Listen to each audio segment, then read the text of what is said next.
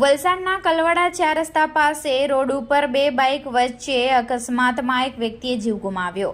11 December બુધવારના 6:15 કલાકની મળતી માહિતી મુજબ વલસાડના ખેરગામ રોડ પર આવેલા કલવાડા 4 રસ્તા નજીક બે બાઇક સામસામે અથડાતા અકસ્માત સર્જાયો હતો, જેમાં એક વ્યક્તિનું સારવાર દરમિયાન મોત થયું છે, ત્યારે અન્ય બે વ્યક્તિઓને ગંભીર ઈજા પહોંચી હતી। આ બનાવને પગલે કલવાડા ગામમાં શોકની કાલીમાં છવાઈ।